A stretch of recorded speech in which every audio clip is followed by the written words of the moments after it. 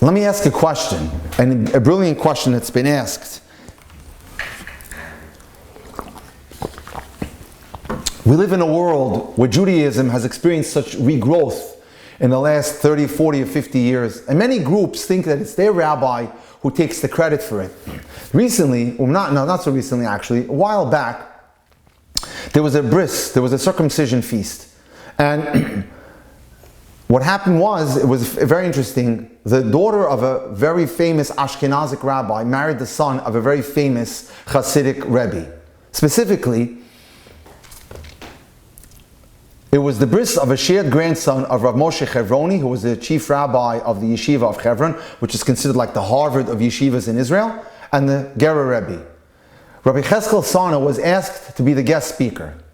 On this joyous occasion, which was being celebrated by two very prominent families in Israel, many descendants of Torah giants from the last 100 years were in the audience, including descendants of the Chavetz Chaim, the Alter of Slobodka, who was a major figure in the pre-war yeshivas of Europe, the Alter of Novodok, another significant figure, the Vizhnitzer Rebbe's descendants, the Gerer Hasidic dynasty was also represented. During his address, Rabbi Sana made the following remarkable statement, and he said the following: everyone in this room believes that his grandfather did the most for the nation of Klal Yisrael, for the Jewish people in the last 100 years. And you wouldn't be faulted if you felt that way. The Chavetz Chaim, the chief rabbi of Novodok, the Alter of Novodok, the Alter of Slobodka, all had many, many students and established many prominent yeshivas after their passing. So did the great Rebbes of the Hasidic world. And they all had descendants in the audience listening to this speech. And he said to them, I know that you're proud of your great-great-grandfather or grandfather, but I'll tell you, it's none of you. It's none of them. Everyone in the room gasped. I'll tell you more, the rabbi said. The person who did the most for the Jewish nation in the last 100 years never even learned a page of Gemara. And the audience was now spellbound. I'll tell you even more, Rabbi Sarner says. When I mention the name of this person, you will all agree with me that this person did the most for the Jewish people in the last 100 years, and no one will even fight me on that. And now he blurted out the answer, and he said, her name, Sarah Shnira. Not his name. One expected to hear it's the name of a rabbi. And everyone in the room smiled and agreed. Why? Sarah Shnira was the legendary founder of the Beis Yaakov movement. A seamstress from Krakow, she observed how many Jewish girls were no longer interested in preserving their great Jewish heritage, being lured by the magnetic pull of the secular revolution in pre-war Europe. With the support and blessing of great Torah leaders at the time, including the Chavetz Chaim, the Gerer Rebbe, and many other great rabbis, Sarah Shnira created a network of schools to educate young Jewish women.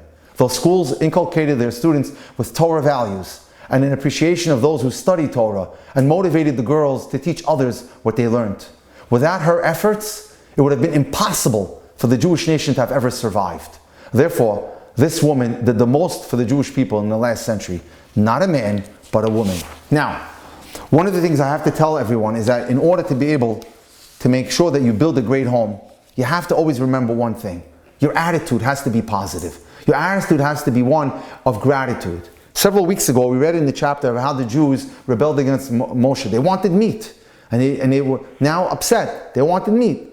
And these are people that had herds of cows. They were just a pretext in order to create a fight. And suddenly Moshe, who had represented their interests and constantly defended them in front of God, time and time again in the desert, when uprisings like this happened, he said, no more, I'm done. I can't represent them anymore. And he said to God, I'm done. And God said, I'll make a nation through you. He says, God, I'm done. What happened here? And something interesting. Why was Moshe incapable at the time of defending them? And the reason is because Moshe was an Ish Tov. He was a man who only saw good.